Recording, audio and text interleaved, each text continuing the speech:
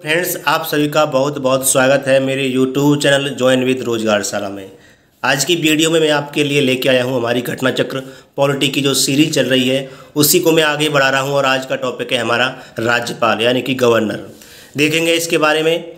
और यदि दोस्तों आपने मेरे YouTube चैनल ज्वाइन विद रोजगारशाला को सब्सक्राइब नहीं किया है तो इसको सब्सक्राइब कर लीजिए, और वीडियो पसंद आती है तो लाइक कर दीजिए। और स्टार्ट करते हैं आज की वीडियो को। तो सबसे पहले हम इसका रिवीजन नोट्स देखेंगे और इसके बाद इस टॉपिक से संबंधित जितने भी PYQ हैं उनको कंप्लीट कर लेंगे। तो देखते हैं, भारतीय राज्यों में सरकार की व्यवस्था लगभग उसी प्रकार की है जैसी कि केंद्र स्तर पर। संविधान के भाग 6 के अंतर्गत अध्याय 2 में अनुच्छेद 153 से 167 यानी कि 153 से लेकर के 167 तक राज्य कार्यपालिका के संबंध में उल्लेख है। ठीक है, आगे देखते हैं। अनुच्छेद 154 के अनुसार राज्य की कार्यपालिका शक्ति राज्यपाल में निहित होती है। अनुच्छेद 153 के अनुसार प्रत्येक राज्य के लिए एक राज्यपाल होता है, लेकिन 7वें संविधान संशोधन अधिनियम 1956 से एक ही व्यक्ति को 2 या अधिक राज्यों का राज्यपाल भी नियुक्त किया जा सकता है। संविधान के अनुच्छेद 155 के तहत राज्य के राज्यपाल की नियुक्ति भारत के राष्ट्रपति के द्वारा की जाती है। सामान्यतया राज्यपाल का कार्यकाल पद ग्रहण से 5 वर्ष की अवधि के लिए होता है। अनुच्छेद 156(1) के तहत राज्यपाल राष्ट्रपति के प्रसाद पर्यंत अपना पद धारण करता है। अनुच्छेद 156 के क्लॉज 2 के तहत राज्यपाल राष्ट्रपति को संबोधित अपने हस्ताक्षर सहित लेख द्वारा अपना त्याग पत्र कर सकता है। अनुच्छेद 157 के अनुसार राज्यपाल पद के लिए अर्हता यानी कि योग्यताएं हैं। नंबर 1, वह भारत का नागरिक हो। नंबर 2, इसमें वह 35 वर्ष की, बहुत ही महत्वपूर्ण है ये, वह 35 वर्ष की आयु पूरी कर चुका हो। और अनुच्छेद 166 के तहत 166 के तहत राज्य सरकार के सभी कार्यकारी कार्य औपचारिक रूप से राज्यपाल के नाम पर होते हैं। अनुच्छेद 202 के क्लॉज 3 का के अनुसार राज्यपाल की उपलब्धियां, भत्ते तथा उसके पद से संबंधित अन्य व्यय राज्य की संचित निधि पर भारित होते हैं। संविधान के अनुच्छेद 164 के क्लॉज 1 के अनुसार मुख्यमंत्री की नियुक्ति राज्यपाल द्वारा की जाती है। अन्य मंत्रियों की नियुक्ति राज्यपाल मुख्यमंत्री की सलाह पर करेगा। अनुच्छेद 239 का के क्लॉज 5 के अनुसार संघ राज्य क्षेत्र दिल्ली के मुख्यमंत्री की नियुक्ति राष्ट्रपति के द्वारा की जाती है। अनुच्छेद 168 के क्लॉज 1 के अनुसार राज्यपाल राज्य विधानमंडल का अभिन्न अंग होता है। वह राज्य विधानसभा के सत्र को बुलाने या सत्रावसान करने तथा विघटित करने की शक्ति रखता है। राज्यपाल राज्य विधान परिषद के कुल सदस्यों के 1/6 यानी कि 1/6 भाग को नामित करता है। वह राज्य विधानसभा के लिए आंग्ल भारतीय समुदाय से एक सदस्य की नियुक्ति कर सकता है, परंतु 104वें संविधान संशोधन अधिनियम 2019 द्वारा अनुच्छेद 334 में संशोधन कर इस प्रावधान की अवधि को आगे न बढ़ाते हुए निष्प्रभावी कर दिया गया। आगे देखते हैं। आर्टिकल 165 के तहत राज्यपाल उच्च न्यायालय का न्यायाधीश नियुक्त होने के लिए योग्य किसी व्यक्ति को राज्य का महाधिवक्ता नियुक्त करेगा। बहुत ही महत्वपूर्ण है ये, यानी कि आर्टिकल 165 यह कहता है कि राज्यपाल उच्च न्यायालय का न्यायाधीश नियुक्त होने के लिए योग्य किसी व्यक्ति को राज्य का महाधिवक्ता नियुक्त करेगा। राज्य विधानमंडल द्वारा पारित किसी विधेयक पर राज्यपाल स्वीकृति दे सकता है, स्वीकृति रोक सकता है, या वह विधेयक को राष्ट्रपति के विचार के लिए आरक्षित रख सकता है। साथ ही वह विधेयक को पुनर्विचार के लिए वापस कर सकता है। धन विधेयक न होने पर परंतु राज्य विधानमंडल द्वारा पुनः भेजे जाने पर राज्यपाल को उस पर अपनी स्वीकृति देनी होती है। अनुच्छेद 201 के अनुसार जब कोई विधेयक राज्यपाल द्वारा राष्ट्रपति के विचारार्थ आरक्षित रख लिया जाता है, तब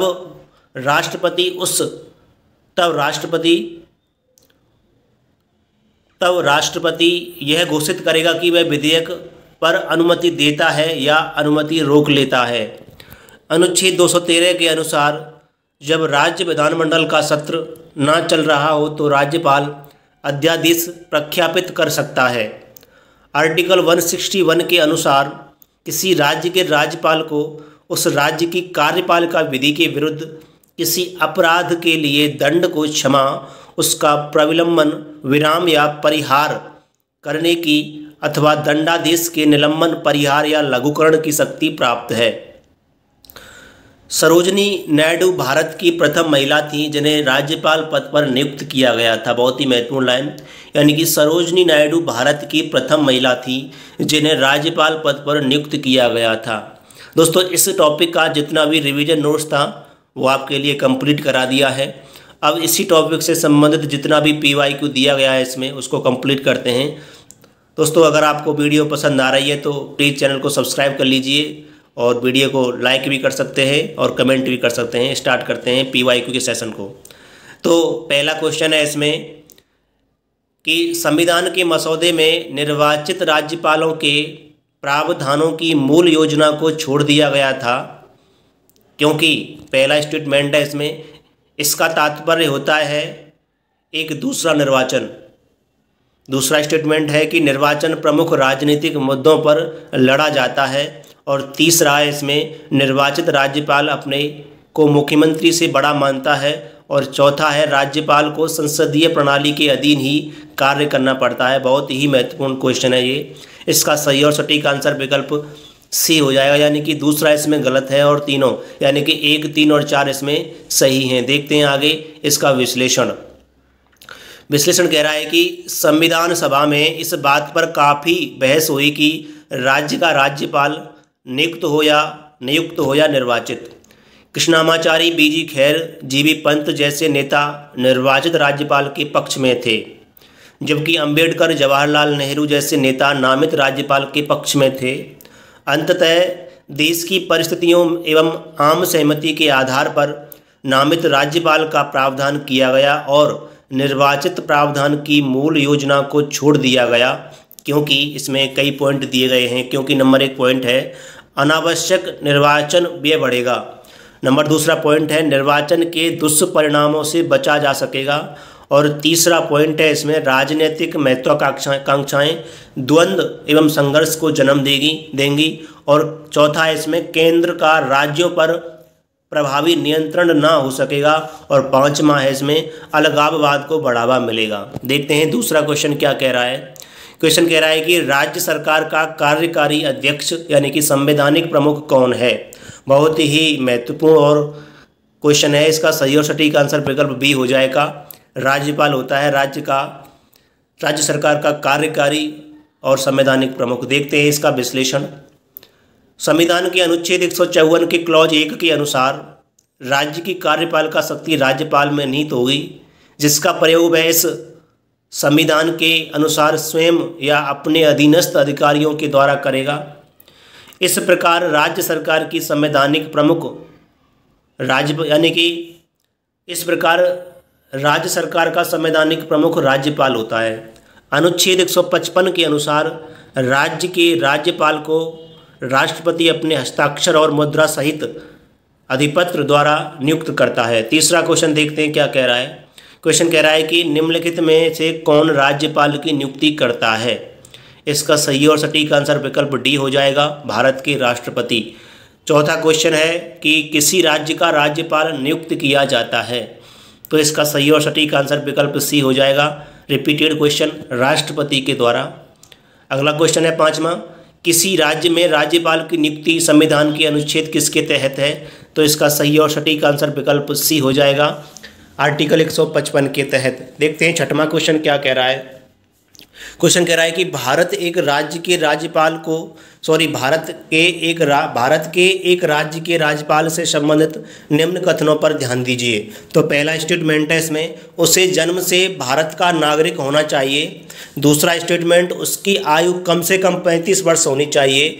और तीसरा पॉइंट है इसमें, तीसरा स्टेटमेंट है, उसमें लोकसभा का सदस्य होने की योग्यता होनी चाहिए। और चौथा पॉइंट स्टेटमेंट है, वह एक से अधिक राज्यों का राज्यपाल हो सकता है। इसका सही और सटीक में अगर कथन की बात करता हूँ तो इसमें दूसरा बिल्कुल सही बात है कि 35 वर्ष की आयु उसकी कम से कम होनी चाहिए।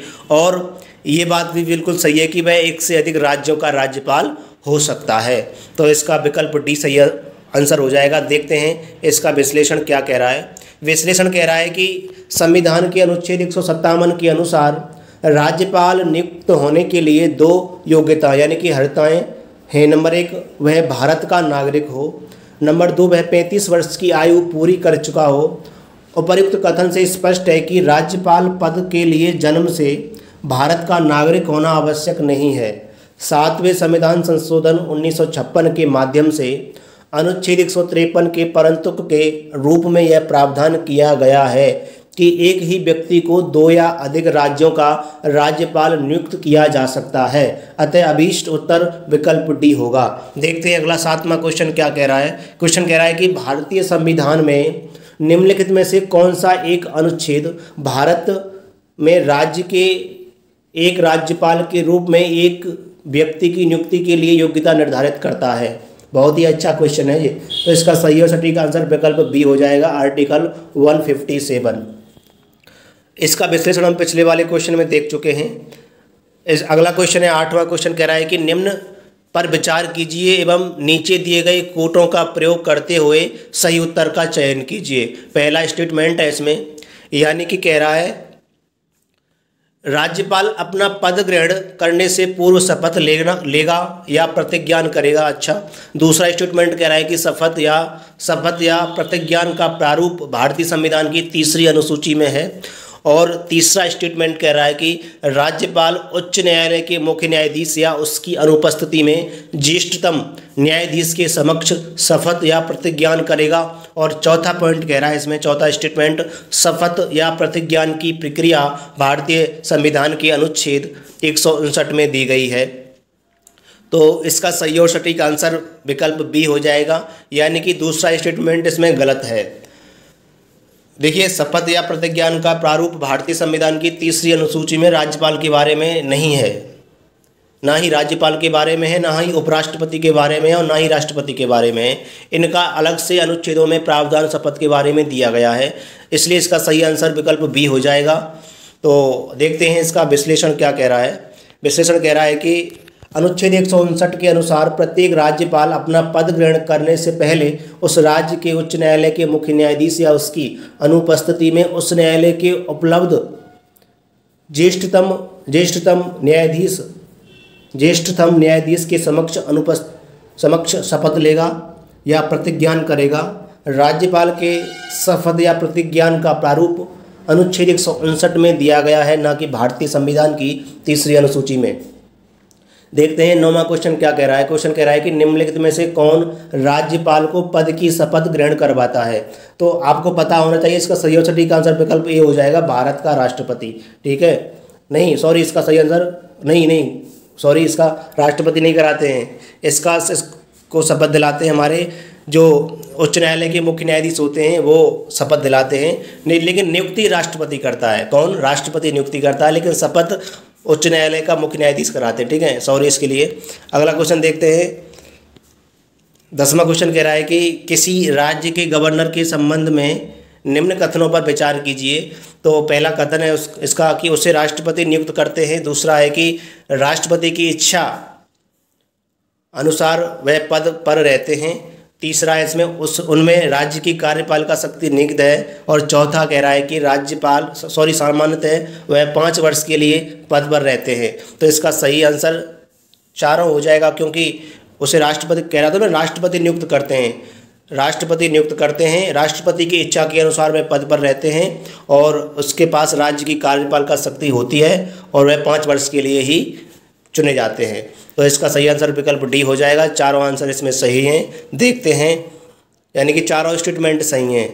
तो इसका विश्लेषण है, भारतीय संविधान के अनुच्छेद 154 के क्लॉज 1 के कथन 3, अनुच्छेद 155 में कथन 1, अनुच्छेद 156 1 में कथन 2 तथा अनुच्छेद 156 3 में कथन 4 सन्निहित है। इस प्रकार दिए गए चारों कथन सही हैं। देखते हैं अगला क्वेश्चन क्या कह रहा है कि किसी भारतीय राज्य के राज्यपाल से संबंधित निम्नलिखित कथनों में से कौन सा कथन सत्य नहीं है। तो इसका सही और सटीक आंसर देखेंगे, यानी कि यदि संबंधित राज्य की व्यवस्थापिका उसे पद से हटाए जाने का प्रस्ताव स्वीकार करती है तो वह पदावधि के पूर्व भी पद मुक्त किया जा सकता है। इसका ही आंसर हो जाएगा। इसका विश्लेषण है, अनुच्छेद 156 के क्लॉज 1 के अनुसार राज्यपाल राष्ट्रपति के प्रसाद पर्यंत अपना पद धारण करता है, अतः पदावधि से पूर्व भी राष्ट्रपति ही केंद्रीय मंत्रिपरिषद की सलाह पर उसे पदच्युत यानी कि पद से हटा सकता है। राज्य व्यवस्थापिका द्वारा राज्यपाल को हटाए जाने का कोई प्रावधान नहीं है। अनुच्छेद 156 के क्लॉज 3 के अनुसार इस अनुच्छेद के पूर्वगामी उपबंधों के अधीन रहते हुए राज्यपाल अपने पद ग्रहण की तारीख से 5 वर्ष की अवधि तक पद धारण करेगा। अन्य प्रश्नगत कथन सत्य हैं। देखते हैं अगला क्वेश्चन क्या कह रहा है। 12वां क्वेश्चन, इसके बारे में देखते हैं। 12वां क्वेश्चन कह रहा है कि संविधान के अनुच्छेद 156 के उपबंध में है कि राज्यपाल अपने पद ग्रहण की तारीख से 5 वर्ष की अवधि तक पद धारण करेगा। इससे निम्नलिखित में से कौन सा निष्कर्ष निकाला जा सकता है। तो पहला स्टेटमेंट है इसमें कि किसी राज्य को उसकी पदावधि पूरी होने से पूर्व पद से नहीं हटाया जा सकता। दूसरा स्टेटमेंट है, कोई राज्यपाल 5 वर्ष की अवधि के बाद अपने पद पर बना नहीं रह सकता है। तो इसका सही और सटीक आंसर विकल्प डी हो जाएगा, यानी कि दोनों ही सही हैं। देखते हैं इसका विश्लेषण। विश्लेषण कह रहा है कि संविधान के अनुच्छेद 156 के क्लॉज 1 के अनुसार राज्यपाल राष्ट्रपति के प्रसाद पर्यंत पद धारण करता है, अतः राष्ट्रपति उसे अवधि पूर्ण करने से पूर्व हटा सकता है। अनुच्छेद 156 के क्लॉज 3 के क्लॉज 3 के परंतुक के अनुसार राज्यपाल अपने पद की अवधि समाप्त हो जाने पर भी तब तक अपने पद पर बना रहेगा जब तक उसका उत्तराधिकारी उस पद को ग्रहण नहीं कर लेता है। इस प्रकार दोनों कथन सही नहीं है। देखते हैं अगला क्वेश्चन 13वां क्या कह रहा है। क्वेश्चन कह रहा है कि राज्यपाल किसके प्रति उत्तरदायी होता है।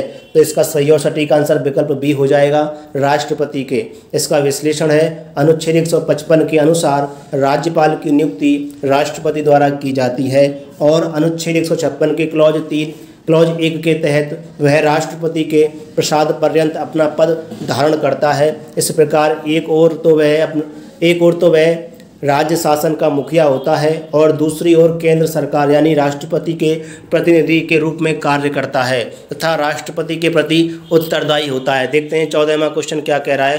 क्वेश्चन कह रहा है कि निम्नलिखित में से कौन भारत के राष्ट्रपति की इच्छा तक ही पद पर बने रह सकते हैं। तो इसका सही और सटीक आंसर विकल्प बी हो जाएगा, यानी कि ऑप्शन ए, यानी कि राज्यपाल। देखते हैं 15वां क्वेश्चन क्या कह रहा है। 15वां क्वेश्चन कह रहा है कि निम्नलिखित कथनों में से कौन सा सही है। पहला कथन है, ए इसमें दिया है कि भारत में एक ही व्यक्ति को एक ही समय में 2 या अधिक राज्यों में राज्यपाल नियुक्त नहीं किया जा सकता। अच्छा, बी कह रहा है कि भारत में राज्यों के उच्च न्यायालयों के न्यायाधीश राज्य के राज्यपाल द्वारा नियुक्त किए जाते हैं, ठीक वैसे ही जैसे उच्चतम न्यायालय के न्यायाधीश राष्ट्रपति के द्वारा नियुक्त किए जाते हैं। अच्छा, आगे देखते हैं। सी कह रहा है इसमें कि भारत के संविधान में राज्यपाल को उसके पद से हटाने हेतु कोई प्रक्रिया अधिकथित नहीं है। और डी कह रहा है कि विधायी व्यवस्था वाले संघ राज्य क्षेत्र में मुख्यमंत्री की नियुक्ति उपराज्यपाल द्वारा बहुमत समर्थन के आधार पर की जाती है। तो इसका सही और सटीक आंसर विकल्प सी हो जाएगा। ये बात गलत है। अब इसका विश्लेषण देखते हैं। संविधान में राज्यपाल को हटाने की प्रक्रिया का वर्णन नहीं है, ठीक है। अनुच्छेद 156 के 1 में प्रावधान है कि राज्यपाल राष्ट्रपति के प्रसाद पर्यंत अपने पद पर धारण करेगा और अनुच्छेद 153 के परंतु के तहत एक ही व्यक्ति 2 या अधिक राज्यों का राज्यपाल हो सकता है और अनुच्छेद 217(1) के अनुसार राष्ट्रपति द्वारा उच्च न्यायालयों के न्यायाधीशों की नियुक्ति की जाती है। अनुच्छेद 239 के क्लॉज 5 के तहत संघ राज्य क्षेत्र दिल्ली के मुख्यमंत्री तथा संघ राज्य क्षेत्र सरकार अधिनियम 1963 के तहत पुडुचेरी संघ राज्य क्षेत्र के मुख्यमंत्री की नियुक्ति की जाती है। देखते हैं 16वां क्वेश्चन क्या कह रहा है। क्वेश्चन कह रहा है कि जम्मू एवं कश्मीर के राज्यपाल की नियुक्ति कौन करता है। तो इसका सही और सटीक आंसर विकल्प डी हो जाएगा, भारत का राष्ट्रपति।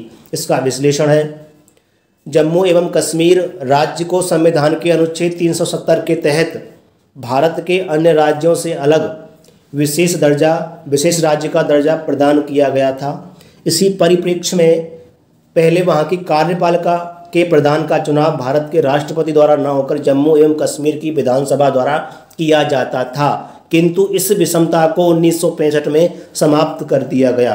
फलस्वरूप जम्मू एवं कश्मीर के कार्यपालिका प्रमुख को सदर-ए-रियासत के स्थान पर राज्यपाल के नाम से जाना जाने लगा तथा उसकी नियुक्ति भारत के राष्ट्रपति द्वारा की जाने लगी।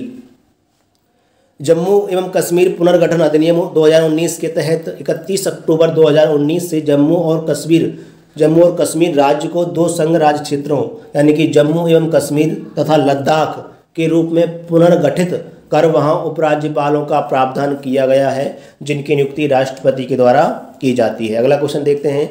17वां क्वेश्चन कह रहा है कि जम्मू और कश्मीर राज्य के कार्यकारी अध्यक्ष का पद नाम सन 1965 में सदर-ए-रियासत से राज्यपाल में बदल दिया गया।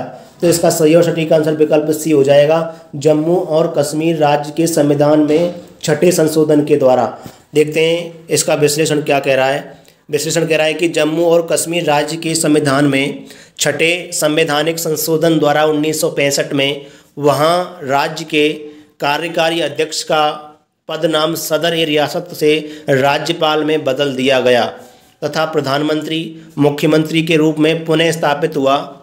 जम्मू एवं कश्मीर पुनर्गठन अधिनियम 2019 के तहत जम्मू एवं कश्मीर तथा लद्दाख संघ राज्य क्षेत्रों का प्रशासन राष्ट्रपति द्वारा उसके द्वारा नियुक्त उपराज्यपालों के माध्यम से किए जाने का प्रावधान किया गया है।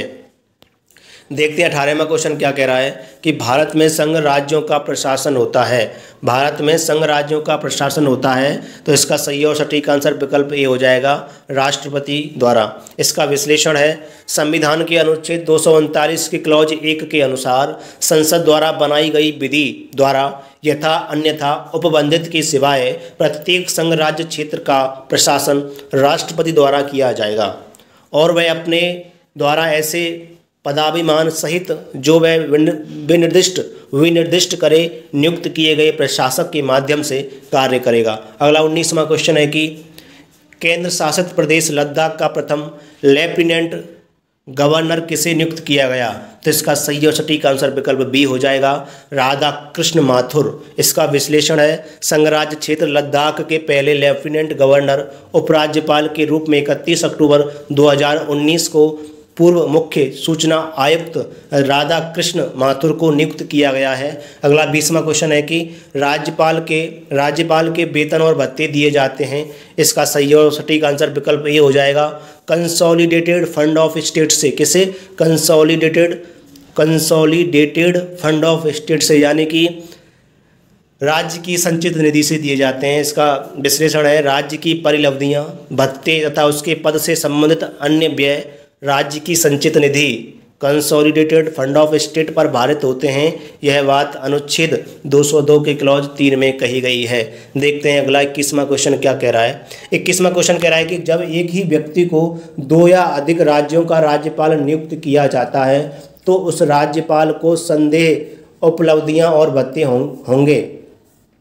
तो कहने का मतलब है कि ये बात कह रहा है, क्वेश्चन बड़ा महत्वपूर्ण है ये, जब एक ही व्यक्ति 2 या अधिक राज्यों का राज्यपाल नियुक्त किया जाता है तो उस राज्यपाल को संदेह उपलब्धियां और भत्ते होंगे। तो पहला इसमें है कि राज्यपाल की व्यक्ति इच्छा के अनुसार, दूसरा है कि राष्ट्रपति के निर्णय के अनुसार, तीसरा है इसमें गृह मंत्रालय के निर्णय के अनुसार, और चौथा है इसे उन राज्यों के बीच ऐसे अनुपात में आवंटित किया जाएगा जैसा राष्ट्रपति आदेश द्वारा अवधारित करे। तो इसका सही आंसर विकल्प डी हो जाएगा। देखते हैं इसका विश्लेषण क्या कह रहा है। विश्लेषण कह रहा है कि भारतीय संविधान के भाग 6 के तहत अनुच्छेद 158 के क्लॉज 3 के का के अंतर्गत यह प्रावधान किया गया है कि जब एक ही व्यक्ति दो या अधिक राज्यों का राज्यपाल नियुक्त किया जाता है तो उसे संदेह, उपलब्धियां और भत्ते उन राज्यों के बीच ऐसे अनुपात में आवंटित किए जाएंगे जैसा राष्ट्रपति आदेश द्वारा अवधारित करे।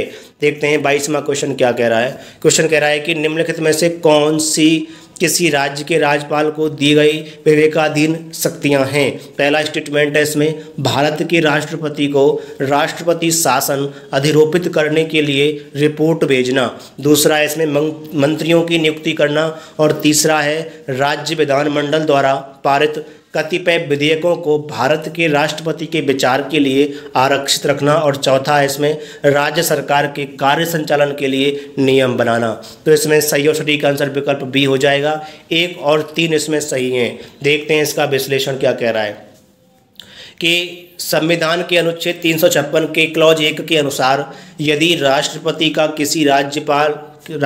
किसी राज्य के राज्यपाल से प्रतिवेदन रिपोर्ट मिलने पर या अन्यथा यह समाधान हो जाता है कि ऐसी स्थिति उत्पन्न हो गई है कि जिसमें उस राज्य का शासन इस संविधान के उपबंधों के अनुसार नहीं चलाया जा सकता, तो राष्ट्रपति द्वारा उस राज्य में राष्ट्रपति शासन लगाया जा सकता है। यह रिपोर्ट भेजना राज्यपाल की विवेकाधीन शक्ति के अंतर्गत आता है। संविधान के अनुच्छेद 164 के क्लॉज 1 के अनुसार मंत्रियों की नियुक्ति राज्यपाल मुख्यमंत्री की सलाह पर करेगा, अतः यह राज्यपाल की विवेकाधीन शक्ति नहीं है। देखते हैं आगे। संविधान के अनुच्छेद 200 के अनुसार राज्य विधानमंडल द्वारा पारित विधेयक राज्यपाल के समक्ष प्रस्तुत किए जाने पर राज्यपाल उसे अनुमति दे सकता है या अनुमति रोक सकता है, अथवा वह विधेयक को राष्ट्रपति के विचार हेतु आरक्षित कर सकता है। यह भी राज्यपाल की विवेकाधीन शक्ति है, क्योंकि इसका प्रयोग वह राज्य मंत्रिमंडल की सलाह के बिना करता है। आगे दिया है इसमें, संविधान के अनुच्छेद 166 के क्लॉज 3 के अनुसार राज्यपाल अपने विवेक के अनुसार किए जाने वाले कार्य को छोड़कर राज्य सरकार के कार्य के सुचारू रूप से संचालन और इस हेतु मंत्रियों में कार्य के आवंटन के लिए नियम बनाएगा। अतः स्पष्ट है कि सर्वाधिक उपयुक्त उत्तर बी है। देखते हैं अगला क्वेश्चन क्या कह रहा है। दोस्तों, इन क्वेश्चनों का जो PYQ दिए गए इनका विश्लेषण करना बहुत ज़रूरी है, क्योंकि विश्लेषण से आपकी कई सारी चीज़ें क्वेश्चन के द्वारा क्लियर हो जाती हैं। अगला 23वां क्वेश्चन कह रहा है कि राज्य का राज्यपाल मंत्रिपरिषद के परामर्श से स्वतंत्र कार्य कर सकता है। तो इसका पहला स्टेटमेंट है कि विधानसभा में सरकार को अपना बहुमत सिद्ध करने को कहने के लिए। दूसरा है इसमें मुख्यमंत्री को बर्खास्त करने के लिए। तीसरा है इसमें भारत के राष्ट्रपति के विचारार्थ किसी विधेयक को आरक्षित करने के लिए। और चौथा है विधायिका द्वारा पारित किसी विधेयक को पुनर्विचार हेतु वापस करने के लिए। और पांचवा है उच्च न्यायालय का परामर्श मांगने के लिए। तो इसका सही और सटीक आंसर विकल्प ए हो जाएगा, यानी कि 1, 2, 3, 4 इसमें सही हैं। देखते हैं इसका विश्लेषण देखते हैं। यानी कि राज्य का राज्यपाल निम्नलिखित संदर्भों में अपने विवेक के अनुसार कार्य कर सकता है। नंबर 1, विधानसभा में सरकार को अपना बहुमत सिद्ध करने को कहने के लिए कह सकता है, ठीक है। दूसरा है कि अल्पमत में आए मुख्यमंत्री को बर्खास्त करने के लिए कह सकता है। और तीसरा है किसी भी विधेयक पर अनुमति रोकने अथवा भारत के राष्ट्रपति के विचारार्थ उस विधेयक को आरक्षित करने के लिए अनुच्छेद 200 के अनुसार कह सकता है। और चौथी बात इसमें कही गई है कि विधायिका द्वारा पारित किसी विधेयक को पुनर्विचार हेतु वापस करने के लिए आर्टिकल 200 का परंतुक के द्वारा, ठीक है। आगे इसमें कहा गया है कि इनके अतिरिक्त राज्य में राष्ट्रपति शासन लगाने तथा विधानसभा के समय पूर्व विघटन जैसे कुछ अन्य संदर्भों में भी वह अपने विवेक का प्रयोग कर सकता है। तथापि उसे उच्च न्यायालय से परामर्श मांगने के लिए अधिकृत नहीं किया गया है। अतः विकल्प ए सही उत्तर होगा। देखते हैं आगे क्वेश्चन 24 में क्या कह रहा है। क्वेश्चन कह रहा है कि भारतीय संविधान के निम्न अनुच्छेदों में से किस एक के अधीन राज्यपाल राष्ट्रपति के विचार के लिए किसी विधेयक को आरक्षित रख सकता है। तो इसका सही और सटीक आंसर विकल्प बी हो जाएगा, अनुच्छेद 200। देखते हैं इसका विश्लेषण। अनुच्छेद 200 के अनुसार राज्य विधानमंडल के दोनों सदनों से पारित विधेयक राज्यपाल के समक्ष प्रस्तुत किए जाने पर राज्यपाल उस पर अपनी सहमति देने या रोकने के लिए अतिरिक्त विधेयक को राष्ट्रपति के विचारार्थ आरक्षित रख सकता है। अनुच्छेद 201 के अनुसार जब कोई विधेयक राज्यपाल द्वारा राष्ट्रपति के विचारार्थ आरक्षित रख लिया जाता है, तब राष्ट्रपति घोषित करेगा कि वह विधेयक पर अपनी अनुमति देगा या अनुमति रोक लेगा, अनुमति देता है या रोक लेता है। आगे देखते हैं अगला 25वां क्वेश्चन क्या कह रहा है। क्वेश्चन कह रहा है कि संविधान के किस अनुच्छेद के अंतर्गत राज्यपाल राष्ट्रपति के अनुमोदन के लिए किसी विधेयक को भेज सकता है। तो इसका सही और सटीक आंसर विकल्प बी हो जाएगा, अनुच्छेद 200। देखते हैं 26वां क्वेश्चन। किसी विधेयक पर संवैधानिक उपबंध के तहत राज्यपाल की सिफारिश अपेक्षित थी, किंतु बिना राज्यपाल की सिफारिश उसे राजस्थान विधानसभा में पुनर्स्थापित किया गया और उसने पारित करके राज्यपाल को भेज दिया। अब जहां राज्यपाल अनुमति देता है तो वह अधिनियम अविधिमान्य नहीं होगा। क्या? जहां राज्यपाल अनुमति देता है तो वह अधिनियम अविधिमान्य नहीं होगा। इसका सही आंसर विकल्प ए हो जाएगा। देखते हैं इसका विश्लेषण। किसी विधेयक पर संवैधानिक उपबंध के तहत राज्यपाल की सिफारिश अपेक्षित थी, किंतु बिना राज्यपाल की सिफारिश उसे राजस्थान विधानसभा में पुनः स्थापित किया गया और उसने पारित करके राज्यपाल को भेज दिया। तब राज्यपाल नियुक्त अनुमति देता है तो वह अधिनियम विधिमान्य होगा। देखते 27वां क्वेश्चन क्या कह रहा है कि भारतीय संविधान के निम्नलिखित में से कौन सा अनुच्छेद राज्यपाल को अध्यादेश जारी करने की शक्ति प्रदान करता है। बहुत ही महत्वपूर्ण क्वेश्चन है ये, वेरी वेरी इंपॉर्टेंट। ठीक है, BIP क्वेश्चन, यानी कि इसका सही आंसर विकल्प सी हो जाएगा। और राष्ट्रपति किस आर्टिकल के तहत अध्यादेश जारी करता है? 123, और यह थ्रू 213, यानी कि वो 123, यह 213। केवल इनकी जो डिजिट हैं उनमें केवल अंतर का है, डिजिट सेम है, लेकिन 1 को इधर कर दिया, 2 को इधर कर दिया, 3 को इधर कर दिया, बस इतना ही अंतर है। याद रखना 123 213, 123 213। तो इसका विश्लेषण हो जाएगा। भारतीय संविधान के अनुच्छेद 213 के क्लॉज 1 के अनुसार उस समय को छोड़कर जब किसी राज्य की विधानसभा सत्र में है या विधान परिषद वाले राज्य में विधानमंडल के दोनों सदन सत्र में हैं, यदि किसी समय राज्यपाल को लगता है कि ऐसी परिस्थितियां विद्यमान हैं जिसके कारण तुरंत कार्यवाही आवश्यक है, तो वह अध्यादेश यानी कि ऑर्डिनेंस प्रख्यापित कर सकेगा। आर्टिकल 213 के क्लॉज 2 का के अकॉर्डिंग इस अध्यादेश और राज्य विधानमंडल के पुनः समवेत होने पर उससे स्वीकृति मिलना आवश्यक है, अन्यथा विधानमंडल के पुनः समवेत होने के 6 सप्ताह के बाद उसकी वैधता समाप्त हो जाती है। आगे देखते हैं अगला क्वेश्चन क्या कह रहा है। क्वेश्चन कह रहा है कि 28वां, किसी राज्य के राज्यपाल संविधान के निम्नलिखित में से किस अनुच्छेद के अंतर्गत विधानमंडल के अवकाश के दौरान अध्यादेश जारी कर सकते हैं। तो इसका सही और सटीक आंसर रिपीटेड क्वेश्चन है 213, अनुच्छेद 213 20 का सही उत्तर हो जाएगा। UPROER 2016 में पूछा गया क्वेश्चन है ये। अगला 29वां क्वेश्चन देखते हैं, किसी राज्य के राज्यपाल द्वारा जारी ऑर्डिनेंस का अनुमोदन होना आवश्यक है। तो इसका सही और सटीक आंसर विकल्प बी हो जाएगा, राज्य की विधायिका के द्वारा। देखते हैं 30 क्वेश्चन क्या कह रहा है। 30, भारतीय संविधान के किस अनुच्छेद के तहत राज्यपाल को विधानमंडल के विश्रांति काल में अध्यादेश प्रख्यापित करने की शक्ति प्राप्त है। सेम क्वेश्चन है, केवल थोड़ी सी लैंग्वेज में चेंजिंग है। इसका सही और सटीक आंसर विकल्प डी हो जाएगा, आर्टिकल 213। देखते हैं 31वां क्वेश्चन क्या कह रहा है, निम्न में से किसकी नियुक्ति राज्य का राज्यपाल नहीं करता है। तो इसका सही और सटीक आंसर विकल्प सी हो जाएगा, उच्च न्यायालय के न्यायाधीश। तो इसका विश्लेषण है, भारतीय संविधान के अनुच्छेद 217 के क्लॉज 1 के अनुसार उच्च न्यायालय के न्यायाधीशों की नियुक्ति राष्ट्रपति द्वारा की जाती है, जबकि राज्य के मुख्यमंत्री की नियुक्ति राज्यपाल द्वारा की जाती है और राज्य लोक सेवा आयोग के सदस्यों तथा महाधिवक्ता की नियुक्ति राज्यपाल द्वारा मुख्यमंत्री की सलाह पर की जाती है। देखते हैं 32वां क्वेश्चन क्या कह रहा है। क्वेश्चन कह रहा है कि निम्नलिखित कथनों पर विचार कीजिए तथा नीचे दिए गए कूट से अपना उत्तर चुनिए। तो पहला इसमें, राज्यपाल को उच्च न्यायालय के न्यायाधीश की नियुक्ति का अधिकार नहीं।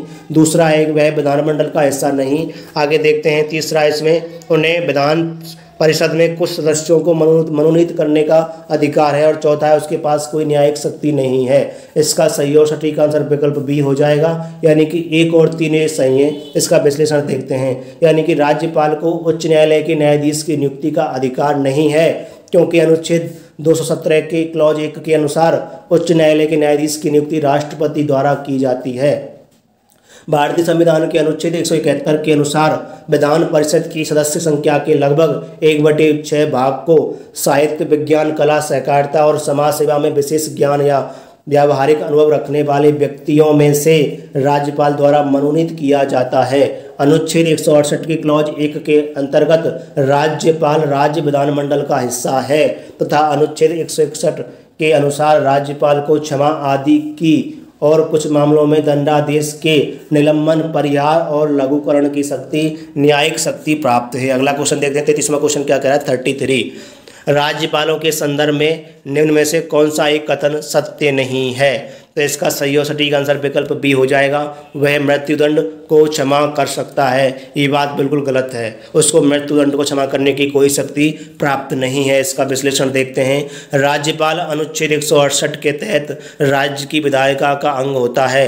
राज्यों के उच्च न्यायालयों के न्यायाधीशों की नियुक्ति अनुच्छेद 217 के तहत राष्ट्रपति के द्वारा की जाती है तथा राज्यपाल के पास राष्ट्रपति की तरह आपातकालीन शक्तियां नहीं हैं। इस प्रकार कथन 1, सी और डी सत्य हैं, परंतु वस्तुतः अनुच्छेद 161 के तहत राज्य की कार्यपालिका शक्ति के विस्तार वाले विषयों संबंधी किसी विधि के विरुद्ध किसी अपराध के लिए दोष सिद्धि ठहराए गए व्यक्ति के दंड का राज्यपाल प्रविलंबन, विराम, परिहार, लघुकरण या उसे क्षमा कर सकता है। यानी कि कुछ समय के लिए उसके जो दोष है उसको मतलब माफ़ कर सकता है और उसको कम कर सकता है, और लेकिन उसको मृत्युदंड है उसको रोक नहीं सकता है।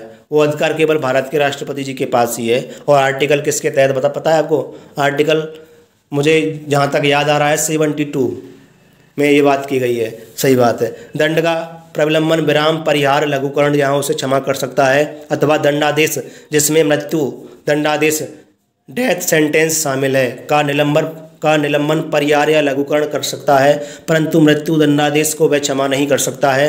मृत्यु दंडादेश को क्षमा करने की शक्ति केवल राष्ट्रपति को अनुच्छेद 72, मैंने कहा था ना कि आर्टिकल 72 केवल राष्ट्रपति को आर्टिकल 72 के तहत प्राप्त है। अगला क्वेश्चन देखते हैं। 34 क्या कह रहा है? नीचे 2 वक्तव्य दिए गए हैं, एक को कथन ए एवं दूसरे को कारण आर नाम दिया गया है। दिए गए कूट की सहायता से सही उत्तर चुनिए। पहला है इसमें कथन, राष्ट्रपति और राज्यपालों पर उनके किसी भी कार्य के लिए न्यायालय में मुकदमा नहीं चलाया जा सकता है। अच्छा, और इसमें कारण क्या कह रहा है देखते हैं। कारण कह रहा है कि राष्ट्रपति पर महाभियोग चलाया जा सकता है और राज्यपालों को असंवैधानिक कृत्यों के करने पर पदच्युत यानी कि पद से हटाया जा सकता है। तो इसका सही आंसर विकल्प डी हो जाएगा, यानी कि ए तो इसमें गलत है लेकिन आर सही है। देखते हैं इसका विश्लेषण। संविधान के अनुच्छेद 361 के क्लॉज 1 के तहत राष्ट्रपति या किसी राज्य के राज्यपाल को उनके द्वारा किए गए शासकीय कार्यों के लिए विधिक कार्यवाही से उन्मुक्ति प्राप्त है। अनुच्छेद 361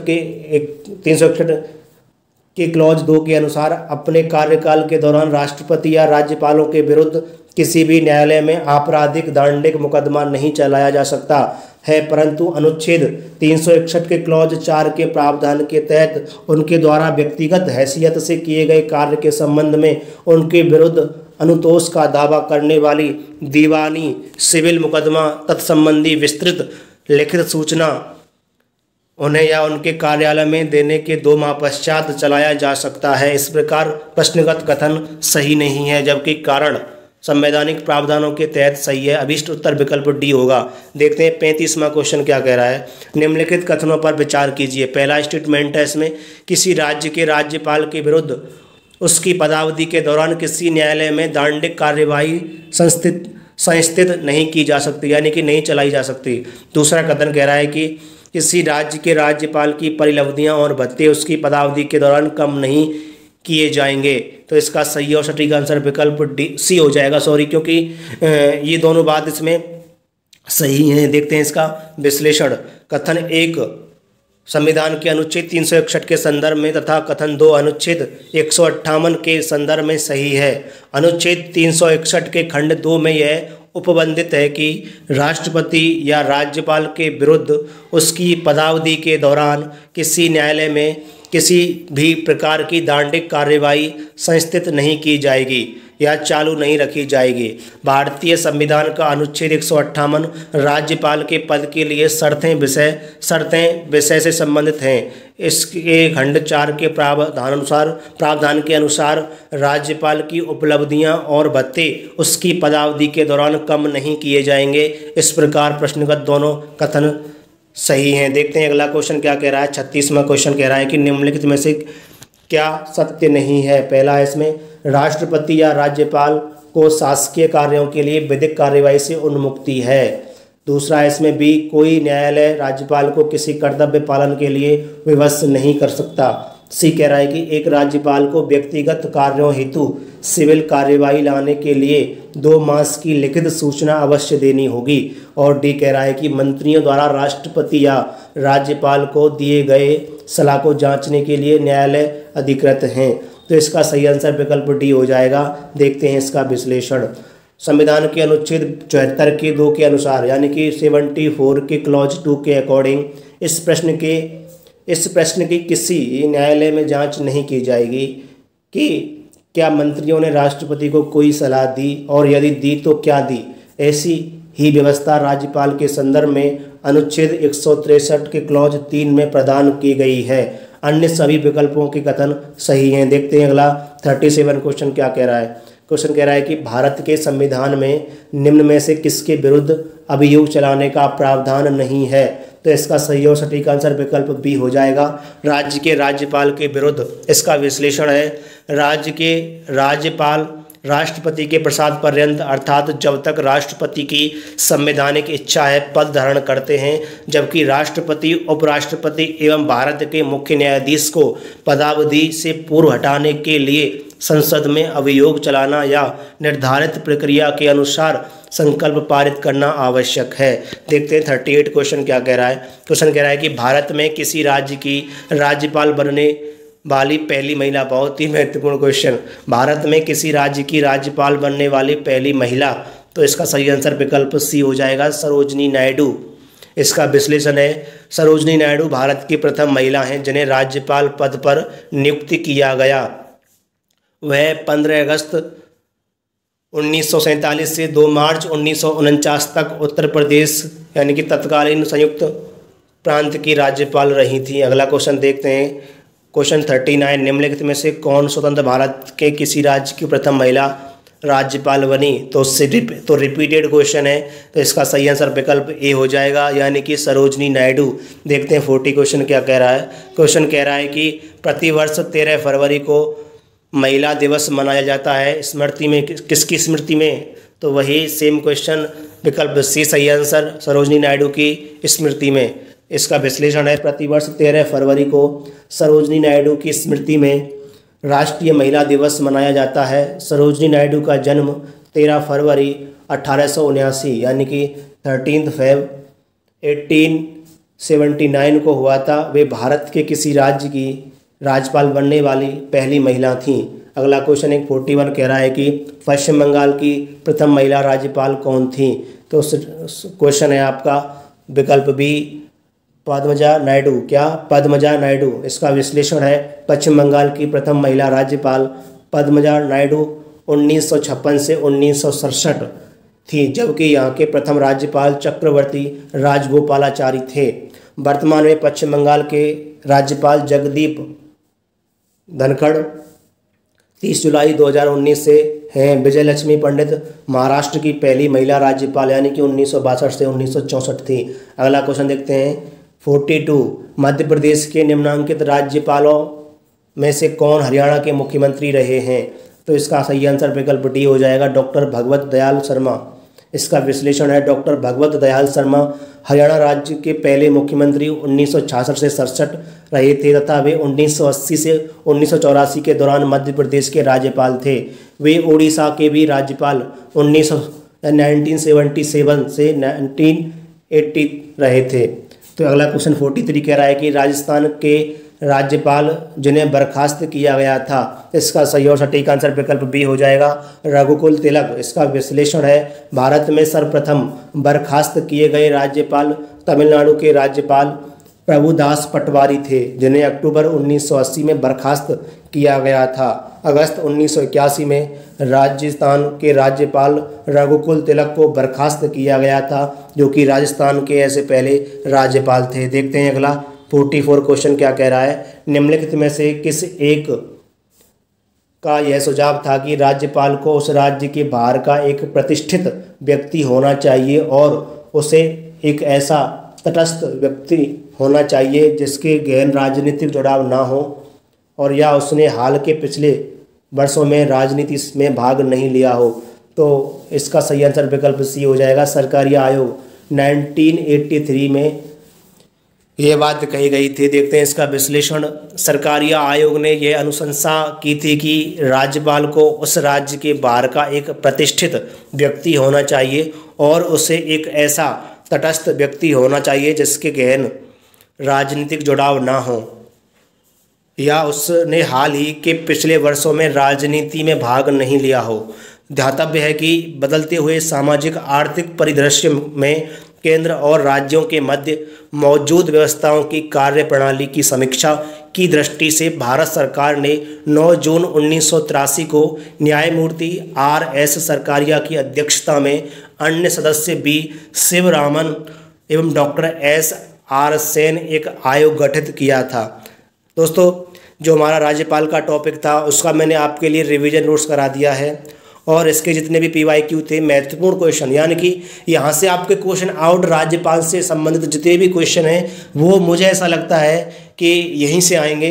तो आप प्लीज़ इसको बार बार रिवीजन करते रहिए, प्रैक्टिस कीजिए और इन क्वेश्चनों को तैयार कर लीजिए। ये क्वेश्चन तो आपको देखो हर जगह मिल जाएंगे, लेकिन जो इसका विश्लेषण है ना, क्वेश्चन के साथ पूरा की पूरा विश्लेषण मिल जाएगा। तो घटना चक्र की ही बुक आप फॉलो करें। मेरे हिसाब से तो मेरा अनुभव यही कहता है कि ये बुक अपने आप में बहुत ही महत्वपूर्ण है और इससे आप GS पर अपनी अच्छी पकड़ कर सकते हैं। तो आज की वीडियो को यहीं रखते हैं, आगे मिलेंगे एक अगले टॉपिक के साथ और हमारा अगला टॉपिक होगा राज्य विधानमंडल एवं मंत्री परिषद। दोस्तों, अगर आपको मेरी ये वीडियो पसंद आ रही है तो आइए, तो प्लीज़ आप मेरे YouTube चैनल जॉइन विद रोजगारशाला को सब्सक्राइब कर लीजिए और वीडियो को लाइक कर दीजिए और कमेंट भी कर दीजिए और अपने दोस्तों के साथ शेयर भी कर सकते हैं। जो दोस्त आपकी तैयारी कर रहे हैं उनको ये मेरा चैनल रिकमेंड कीजिए और कीजिए कि यहाँ से आप GS की अपनी तैयारी को मजबूत कर सकते हैं, रिवीजन के साथ प्रैक्टिस कर सकते हैं। इसके साथ मेरी घटना चक्र की हिस्ट्री की सीरीज भी चल रही है, उसको भी मैं आपके लिए करा रहा हूँ और इसी प्रकार में जितनी भी घटना चक्र की सीरीज हैं उन सभी को आपके लिए करा दूंगा। आप यहीं से प्रैक्टिस कीजिए और रिवीजन करिए, प्रैक्टिस कीजिए और फिर मिलेंगे एक अगली वीडियो में। दोस्तों, व्यस्त रहिए, मस्त रहिए, स्वस्थ रहिए और अपनी तैयारी को लगातार बनाए रखिए। मैं एक बार फिर कहता हूं कि सफलता एक दिन में नहीं मिलती है। अगर आप ईमानदारी से मेहनत करते हैं तो ये निश्चित है कि आपको सफलता ज़रूर मिलेगी। और फिर मिलेंगे दोस्तों, तब तक के लिए जय हिंद, जय भारत।